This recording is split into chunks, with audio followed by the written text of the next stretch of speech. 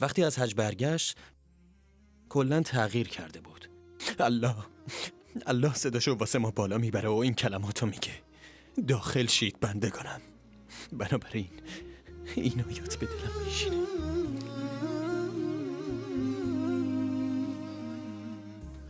این آیات به دلم میشینه و خیلی دوستش دارم، واسه اینکه آرزو دارم این کلماتو از الله بشنوم، بچه هامو پدر و مادرم هم بشنوم انشالله. بارالله، ایشان را در زیر سایه ایمان الهیت نگاه دار و والاترین طبقات بهشت را به آنها ارزانی دار، چرا که تو با موهبت و هدایت قرآن آنها را مورد رحمت خیش قرار داده ای، همان گونه که با قرآن هدایتشان کردی. تحلو الحياة شوقا إلى المولى أتيت، أسلمت روحي للإله، نور الحنايا والطلوع لله أعلنت الرجوع، آياته تغدو شموع ويفيض في قلبي سنا، نور الحنايا والطلوع لله أعلنت الرجوع، آياته تغدو شموع ويفيض. نوازنده‌ای مشهور و معروف، خداوند او را به وسیله آیات کوتاهی که همه روزه تلاوت می‌کنیم هدایت کرده است. این آیات تمام زندگی او را تغییر داده و او با کمال سعادت زندگی با قرآن را آغاز کرده است. او رحیم جان است که در لندن با او دیدار کردم و از من در خانه‌اش پذیرایی کرد. اسم من رحیم جانه. اینجا تو لندن به دنیا اومدم، در واقع چند صد متر اون طرفتر از اینجا. تمام زندگیمو تو لندن گذروندم. پدرم در سال 1940 از هندوستان به اینجا هجرت کرد. پدرم در اصل عرب بوده، از سرزمین حجاز اومده اینجا. مادرم هم ایرلندیه. پدر و مادرم اینجا تو لندن با هم دیگه آشنا شدن. مادرم یه ایرلندی کاتولیکه و اینگونه ما در خانواده‌ای آزاد پرورش یافتیم. از هیچ دینی هم پیروی نمی‌کردیم. در واقع ما دین مشخصی نداشتیم که از اون پیروی کنیم.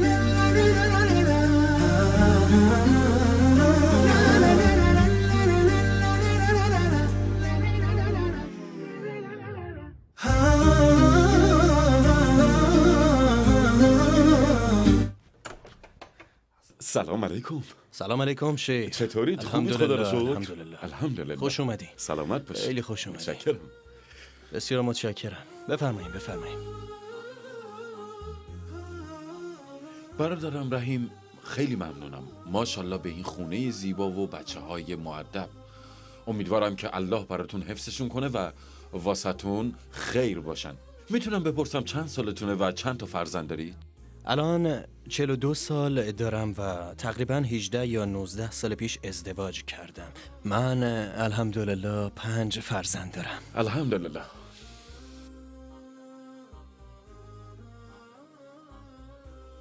رحیم موسیقی رو خیلی دوست داشت، طوری که محو موسیقی بود. بعد از پایان تحصیلات با اینکه خانوادش مخالف بودن، مشغول کار در زمینه موسیقی شد. رحیم فروشندگی آلات موسیقی رو از یک مغازه کوچیک شروع میکنه و طوری پیشرفت میکنه که با معروفترین استدیوهای جهان همکاری میکنه. تو یکی از معروفترین استودیوهای ضبط موسیقی دنیا کار کردم، استودیوی ضبط موسیقی موتان.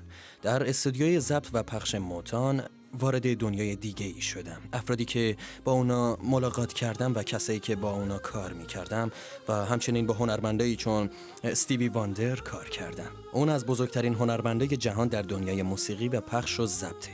من با گروهی بودم که مراسم 48مین سالگرد استیوی واندر رو ترتیب داد و آلبومش به نام جنگل فیور رو منتشر کردیم. در واقع کارهای فردی زیادی انجام دادم و برای اون جوایز محصولات دارای بالاترین فروش رو از آن خودم کردم و در نتیجه کاپ الماس و پلاتینو دریافت کردم. رحیم در خانه‌ای پرورش یافت و بزرگ شد که به هیچ دینی پایبند نبودن. وقتی ازش پرسیدم که قبل از اسلام چه دینی داشت، گفت هیچ کس ما رو برای پذیرفتن دین مشخصی تحت فشار قرار نداد و اینطوری من و برادر خواهرام همه ما دور از اسلام بودیم و هیچ دین و آیینی نداشتیم. وقتی بزرگ شدمم دین مشخصی نداشتم. مسیحی هم نبودم. مادرم مسیحی بود ولی من مثل مادرم نبودم و توی زندگیم اسلامم وجود نداشت. در حقیقت تنها دیانتی که من در اون موقع داشتم قبل از هر چیزی موسیقی بود. متاسفانه احوال بسیاری از جوانان مسلمان در حال حاضر اینگونه است. غرق در موسیقی و لهو و لعب و اینگونه است احوال همه کسایی که تابع هوای نفس خود شدن و الله متعال رو فراموش کردن و غافل شدن ازش. الله متعال می‌فرمایند آیا دیده‌ای کسی را که هوای نفس خود را معبود خود کرده؟ پناه بر خدا. حالا که به گذشته نگاه میکنم میبینم که قدم به قدم به اسلام نزدیک و نزدیکتر شدم. برادر رحیم، از چه زمانی اسلام در قلب شما جوانه زد؟ من یه دوست بسیار صمیمی داشتم که در واقع پسر عمومم بود. آخه ما تا 18 سالگی با هم مثل این دوتا برادر صمیمی بودیم. در طول این مدت همه تعطیلات تابستونی خودمون رو با هم میگذروندیم و همیشه هم با هم خوش بودیم. قبل هر تابستون برای گذراندن تعطیلات برنامه ریزی میکردیم. ولی توی یکی از تابستونا اون با من تماس تلفنی گرفت و گفت خیلی خبر بدی دارم. گفتم چیه؟ گفت نمیتونم واسه تعطیلات همراه شما بیام. گفتم واسه چی؟ گفت میخوام برم حج. گفتم خدای من. گفتش میدونم ولی نمیتونم کاری بکنم. بهش گفتم با مادرت صحبت میکنم. با مادرش تماس گرفتم و گفتم خاله جون لطفاً اون رو به حج نفرستینش لطفاً. گفتش نه اون باید بره حج. اون الان 18 سالشه واجبه که بره حج. گفتم نه خواهش میکنم. ما بلیط گرفت. گفت نه. گفت نمیتونم کاری بکنم. متاسفم. و اینطوری شد که با اجازهتون با دوست دیگم رفتیم سفر و ایشون هم رفت حج. وقتی از حج برگشت کلاً تغییر کرده بود. کلاً عوض شده بود. ریش گذاشته بود و دیگه با ما نمیگشت و میدونید به جاهایی که خودتون میدونین اصلا نمیرفت و توی جلساتی که مختلط بود نمیرفت و جایی که موسیقی یا اگر رقص و آواز از این چیزا بود اصلا شرکت نمیکرد. دیگه ملتزم شده بود. هر وقت میدیدمش کاملا خوشحال بود و احساس خوشبختی میکرد. برعکس آنچه رحیم احساس میکرد. با اینکه رحیم پول زیادی داشت ولی زندگی سخت و ناخوشایندی رو میگذرون و اینکه الله رحمان خوشبختی و سعادت رو تنها در ثروت و مال زیاد قرار نداده بلکه خوشبختی و خوشحالی رو به بندگان صالح خود عنایت می‌فرماید. وضعیتم داشت تغییر میکرد. توی کارام با بعضی از مشکلات مواجه میشدم. در روابط دوستانم مشکلاتی پدید اومده بود و احساس درونیم تغییر کرده بود. دیگه با موسیقی احساس آرامش نمیکردم. اینو نمیگم که از لحاظ مادی به مشکل برخورده بودیم بلکه کارای موسیقیم به بهترین صورت جلو میرفت. با اینکه از لحاظ مادی هیچ مشکلی نداشتیم ولی احساس خوشبختی نمیکردم. یعنی تو قلبم احساس پوچی و ناامیدی میکردم. به جایی رسیدم که احساس میکردم دارم دیوونه میشم. بیشتر اوقات خونه بودم و نزدیک بود که دیوونه بشم. یادم میاد که در مورد الله فکر میکردم. در مورد بستن عهد و پیمان با اون فکر میکردم. در این دوران به گناههای زیادی که انجام داده بودم زیادی فکر میکردم. به یاد دارم که خطاب به الله گفتم که اگه منو از این منجلابی که توی اون افتادم نجات بدی تا 3 هفته از همه گناهام دست میکشم. این پیمانی بود که با خدا بستم و اون روز با خودم گفتم که قرآنو باز میکنم و میخونم. وقتی قرآنو باز کردم و شروع به خوندنش کردم گویا معجزه‌ای رخ داد. معنیش این بود که بعد از هر سختی آسانی خواهد آمد. فإن مع العسر یسرا إن مع العسر یسرا. و این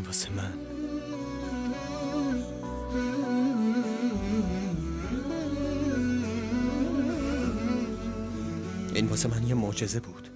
چون خیلی ناامید بودم و نمیدونستم کجا باید برم. نمیدونستم کجا فرار کنم. احساس میکردم دیوونه شدم. آخرین فکری که به ذهنم رسید دین بود. اون وقت دین رو نمیخواستم چون دنیا رو نمیخواستم از دست بدم. ولی مثل اینکه این آیه فقط برای من نوشته شده بود، نه کس دیگه ای، فقط برای من. اون موقع در مورد الله و این که پروردگارم کیه چیزی نمیدونستم ولی این قرآن و این کتاب چیزی به من گفت که در اون موقع واقعا بهش نیاز داشتم. همون چیزی بود که میخواستم بشنوم. مثل یه تلنگر بود. لما اشتكى جوف الظما لما بكى جفني دما والدرب خاف جهنما لجأت للقرآن. الله متعال در این آیه چه زیبا می‌فرماید فإن مع العسر یسرا إن مع العسر یسرا. واژه عسر به معنی سختی در هر دو آیه با الف و لام آمده و معرفه است، در حالی که واژه یسر به معنی آسانی در هر دو آیه نکره است. با این بیان با هر یک دشواری دو آسانی خواهد بود. پس بشارت دهید به کسانی که گرفتار مشکلاتی هستند به گشایشی از طرف الله.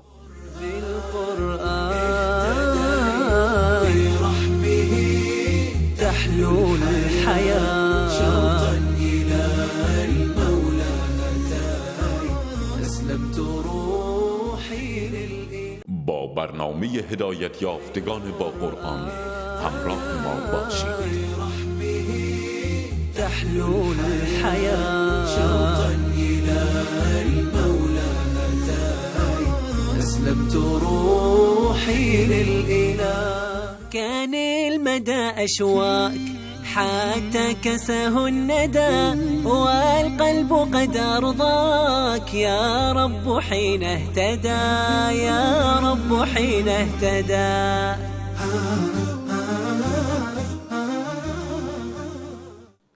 تصمیم مسلمان شدن واسه رحیم آسان نبود، برای اینکه از نظر مادی در رفاه کامل به سر می‌برد و هر آنچه آرزو کرده بود بهش دست یافته بود. وقتی موسیقی رو رها کردم، همکارام و اطرافیانم ازم پرسیدن که چرا؟ آخه در اون موقع من اوج موفقیتم بود. واسم دوران سختی بود، چون در واقع اولین سالی بود که می‌خواستم اولین نمازمو بخونم و شروع به روزه گرفتن کنم. می‌خواستم شروع کنم و درباره اسلام مطالعه کنم. خیلی دوران سختی بود. نمیدونستم قراره چه اتفاقی برام بیفته. بزرگترین چالش و مشکلی که رحیم با اون مواجه شد در ابتدا این بود که مادرش نمیپذیرفت که اون مسلمون بشه، چون مادرش همه کسانی رو که به دنبال ادیان بودن رو منافق میدونست. به خصوص مسلمونا فکرشو بکنید، 17 سال تمام اون نتونسته بود یک کلمه از اسلام به مادرش بگه. وقتی مادرم فهمید سرطان داره و بدخیمم هست و فقط تا 3 هفته دیگه زنده است، برای اولین بار قلبش یکم به طرف اسلام متمایل شده بود. به الله قسم که این حرفایی که میخوام بگم عادی نبود، چون به تدریج و گام به گام اتفاق میافتاد. یه روز مادرم منو صدا زد، دقیقاً روزی که خیلی به مرگ نزدیک شده بود. منو صدا زد و به هم گفتش که نگاه کن، من نمیخوام دفن بشم، میخوام جسدمو بسوزونی. گفتم مشکلی نیست، باشه، ولی اگه من تو رو نسوزونم چه کسی این کارو میکنه؟ مادرم یکم درنگ کرد و گفت خب به جاش چیکار کنیم؟ گفتم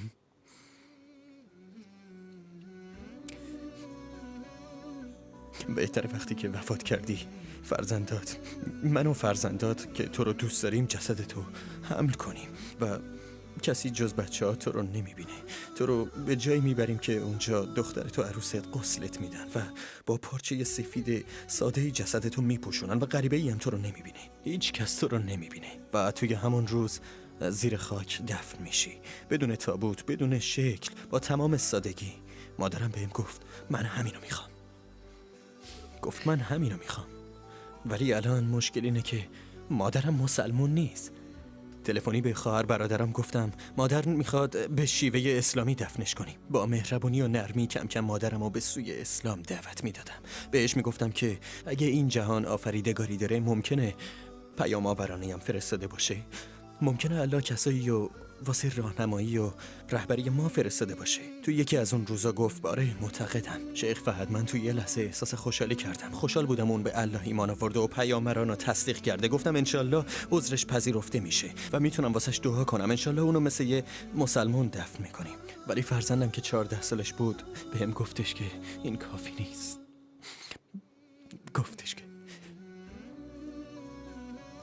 گفت این کافی نیست. اون گفت باید شهادتین رو به زبون بیاره. ترسیدم. با خودم گفتم که اگه اصرار بهش بکنیم که شهادتین بگه، با اصرار ما اون ممکنه که بگه نه، ممکنه که انکار کنه. دوباره با مشکل مواجه میشیم. پسرم گفت ناراحت نباش، جای نگرانی نیست. من با مادر بزرگ حرف میزنم و رفت بالا به اتاق خوابش. منم 1 ساعت بیرون اتاق بودم، میرفتم و برمیگشتم. خدایا چی میشه؟ آیا قبول میکنه، قبول نمیکنه؟ وقتی اومد گفت بابا خیلی آسون بود، مشکلی نبود، میدونی؟ گفت مادر بزرگ شهادتینو گفت. گفتم چی؟ دقیقاً به عربی؟ گفت آره دقیقاً به عربی و بدون هیچ مشکلی، که 2-3 روز بعدش وفات کرد. الله اکبر. الحمدلله. سبحان الله. حقیقتا الله هر کی را که بخواهد هدایت میکند. عشت والتفريط عادة ما ذقت في الدنيا سعادة حتى اهتديت إلى العبادة يا راحتي لما اهتديت. هیچ برنامه‌ای نداشتم که حتما توی اون سال برم حج، واسه اینکه بعد مرگ مادرم و بیماری که داشت مشکلاتی داشتم که باید حل میشد. در این موقعیت از طرف تلویزیون اسلام چنل تماس گرفتن و از من خواستن که برم حج. گفتم امسال نمیتونم، مشغولیت زیادی با خانواده‌ام دارم که خب نمیتونم برم. در لحظه آخر فقط چند روز مونده به حج گفتن که برنامه‌هایی داریم و امسال به شما برای ارائه برنامه‌ها نیاز داریم. گفتم باشه، پس امسال واسه مادرم حج میکنم حتما. بنابراین کمتر از 3 ماه بعد از وفاتش تونستم به جای مادرم حج برم و بسیاری از مردم میلیون‌ها در حجش باهاش همراه شدن و الحمدلله اون در ماه رمضان وفات یافته بود. و در اون موقع برنامه تلویزیونی ارائه کردن. تماسای زیادی از سراسر دنیا داشتم که به اسم مادرم صدقه دادن و بعضی از مردم به اسم اون مسجد ساختن و یتیم‌های زیادی به نام اون تحت کفالت قرار گرفتن و اون موقع فهمیدم که خداوند چقدر بزرگه. اون موقع فهمیدم که خداوند خیلی رحمان و بخشنده است. اون موقع بود که گفتم سبحان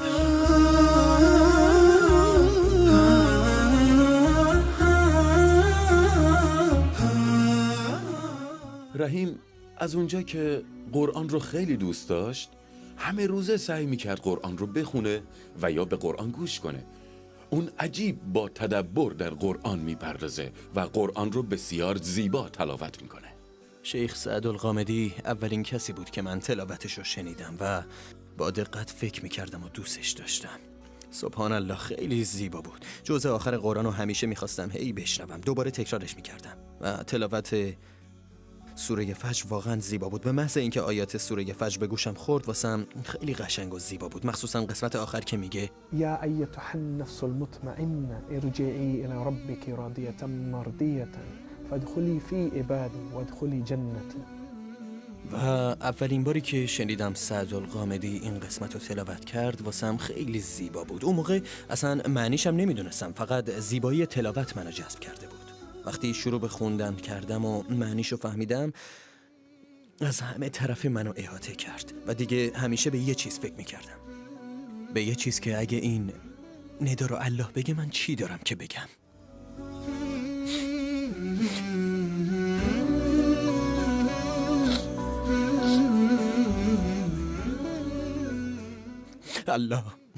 الله صداشو واسه ما بالا میبره و این کلماتو میگه داخل شید بندگانم.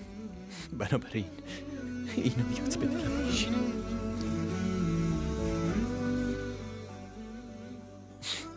این آیات به دلم میشینه و خیلی دوستش دارم، واسه اینکه آرزو دارم این کلماتو از الله بشنوم، بچه هامو پدر و مادرم هم بشنون انشالله. سبحان من عدت إليه بسطت لنا كلتا يديه ألقيت أوزاري عليه يا رب فاغفر ما عصيت. آخرین کلمات سوره مبارکه فجر توی قلبم جایگاه خیلی ویژه‌ای داره. رحیم اخیراً در تلویزیونی مشغول به کاره و تلاش میکنه از طریق رسانه‌های موجود و وسایل ارتباط جمعی نقشی در دعوت دیگران به اسلام داشته باشه. رحیم همکنون مجری برنامه معروفی در تلویزیون اسلام چنله که ما هم به اتفاق همکارانمون از اونجا دیدن کردیم.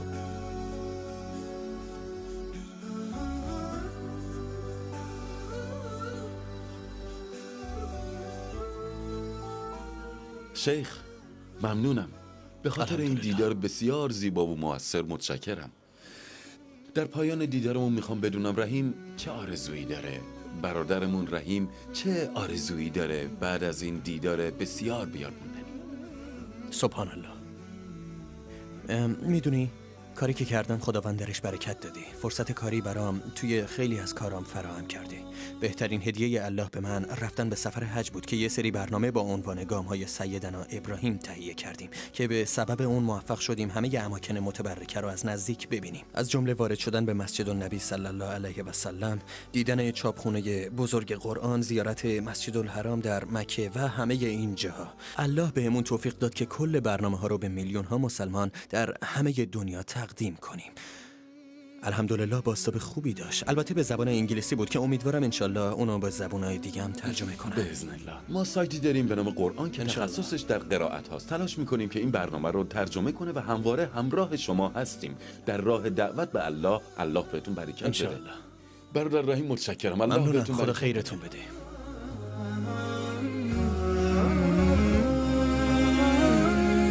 أسير بدرب قرآني فيشرق صبحه الحاني أرتله وأحفظه وأقرأه بمعاني أسير بدرب قرآني ربيعي أنس أيامي صديقي بوح أحلامي شفاء الهم والشقوى يداوي جرحي دامي ربيعي أنس أيامي صديقي بوح أحلامي شفاء الهم والشقوى يداوي جرحي دامي ولما تهت ثم أتيت لدرب كلام رب البيت وجدت النور والسلوى مع القرآن اهتديت مع القرآن اهتديت أسير بدرب قرآني فيشرق صبحه الحاني أرتله وأحفظه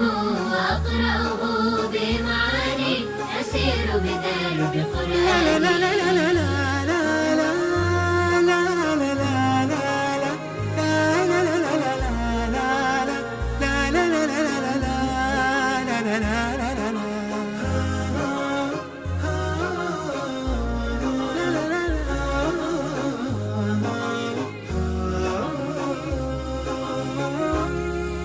جنى وشذا وأوراق لروض الجنة ساق أخي إما مررت بها فثم النفع رقراق جنى وشذا وأوراق لروض الجنة ساق أخي إما مررت بها فثم النفع رقراق ولما تهت ثم أتيت لدرب كلام رب البيت وجدت النور والسلوى مع القرآن اهتديت مع القرآن اهتديت فيشرق صبحه الحاني أرتله وأحفظه وأقرأه بمعاني أسير بدرب قرآني